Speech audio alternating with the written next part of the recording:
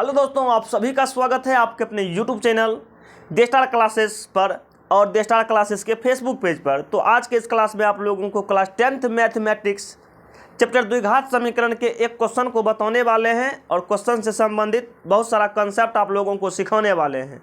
तो आप लोग वीडियो में बने रहिएगा अंत तक।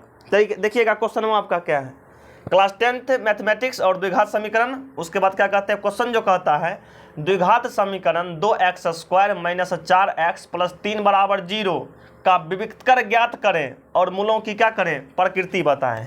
ठीक है, तो सबसे पहले क्या करना है, आपको पता होनी चाहिए द्विघात समीकरण का मतलब होता है कि वह समीकरण जिसमें चर का अधिकतम घात क्या हो, 2 हो, उसको द्विघात समीकरण कहते हैं। और द्विघात समीकरण का जो व्यापक रूप होता है ax² अब प्लस में bx प्लस में c = 0, ये द्विघात समीकरण का व्यापक रूप होता है। द्विघात समीकरण में चर का अधिकतम घात जो रहेगा वो 2 रहेगा। अब देखिएगा यहाँ से द्विघात समीकरण जो होता है, द्विघात समीकरण का घात जो होता है एक 2 होता है। घात क्या होता है, घात के संख्या भी 2, शून्यक कहेगा तो शून्यक के संख्या भी 2, या मूल कहेगा तो मूल के संख्या भी क्या हो जाएगा, मूल के संख्या भी 2 हो जाएगा। अब देखिएगा मूल की प्रकृति को पता करने के लिए मूल वास्तविक होगा कि अवास्तविक होगा, समान होगा कि अलग अलग होगा। मूलों की प्रकृति को पता करने के लिए एक विवेचक निकाला जाता है, उसी को विविक्तकर भी कहते हैं। उसी को क्या कहते हैं, विविक्तकर भी कहते हैं।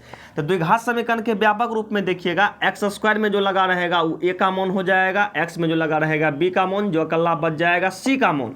यहाँ से निकालते हैं d, यहाँ से निकालते हैं d बराबर हो जाता है b² माइनस में 4ac। ठीक है, देखिएगा d फॉर होता है डिस्क्रिमिनेंट, डी फॉर डिस्क्रिमिनेंट होता है, इसी को विवेचक कहते हैं, इसी को विविक्तकर भी कहते हैं। समझ गए, डी फॉर डिस्क्रिमिनेंट हिंदी में इसी को विवेचक कहते हैं या विविक्तकर कहते हैं। तो डी निकालने के लिए, विवेचक निकालने के लिए, विविक्तकर निकालने के लिए क्या करना है, डी बराबर b² माइनस 4ac। अब देखिएगा यहाँ से 3 कंडीशन में याद रखिएगा। पहला, यदि डी बराबर 0 हो तब क्या होगा, दूसर का डी का मान 0 से क्या हो, बड़ा हो। देखिए 2 मुँह इन्हें घुरल है, 2 मुँह का मतलब बड़ा हुआ, इसमें डी का मान 0 से क्या रहेगा, बड़ा रहेगा। अब देखिएगा तीसरा कंडीशन में डी का मान 0 से क्या हो, छोटा हो।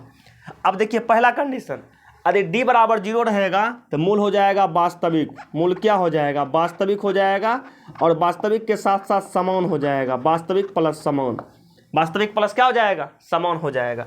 यदि डी का मान 0 से बड़ा रहेगा तो मूल क्या होगा, वास्तविक होगा लेकिन असमान होगा। कहने का मतलब अलग अलग हो जाएगा, वास्तविक और असमान, वास्तविक और क्या हो जाएगा, असमान हो जाएगा। यदि डी का मान 0 से छोटा हो तो इसमें कोई वास्तविक मूल नहीं होगा, कोई वास्तविक मूल नहीं होगा, कोई वास्तविक मूल नहीं होगा, कोई वास्तविक मूल नहीं होगा। समझने गए, डी का मतलब डिस्क्रिमिनेंट, इसी विवेचक कहते हैं या विविक्तकर कहते हैं। डी बराबर 0 होगा तो मूल वास्तविक और समान, या बराबर डी का मान 0 से बड़ा रहेगा तो मूल वास्तविक और समान या भिन्न कह सकते हैं। डी का मान जब 0 से छोटा रहेगा तो कोई वास्तविक मूल नहीं होगा। आइएगा आप क्वेश्चन को सॉल्व करते हैं।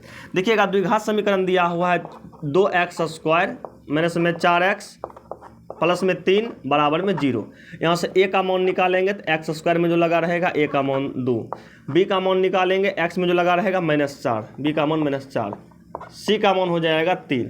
अब निकालेंगे d बराबर क्या हो जाएगा, b² माइनस में ये हो जाएगा 4ac, b का मान -4 है तो इसका कर देंगे स्क्वायर, माइनस में 4 गुना a का मतलब 2 है, c का मतलब 3 है, तो 4 का स्क्वायर करेंगे 16, माइनस में 4 दूना 8, 8 24 हो जाएगा। तो 16 में से घटाएंगे 24 तो बचेगा माइनस में 8। अब देखिएगा माइनस में 8 चलाया है तो ये माइनस में आ गया है। कहने का मतलब डी का मान क्या है, डी का मान 0 से छोटा आ गया है तो इसका कोई वास्तविक मूल नहीं होगा। यहाँ लिख देंगे चूँकि, ठीक ना, डी इज लेस देन 0, कहे का मतलब डी का मान 0 से क्या है, छोटा है। लिखेंगे इसीलिए इसका कोई वास्तविक मूल नहीं है, इसका कोई वास्तविक मूल नहीं है। चलिए, ऐसा क्वेश्चन अगर आपको ऑब्जेक्टिव में मिले या 2 नंबरिया में मिले तो आप लोग बता दीजिएगा ये क्वेश्चन आपसे बनने वाला है कि नहीं। आप लोग कमेंट करके बता दीजिएगा समझ में आया कि नहीं। बाकी मिलेंगे नेक्स्ट वीडियो में बहुत ही जल्द। इस वीडियो में इतना तक ही रहने देते हैं। जय हिंद।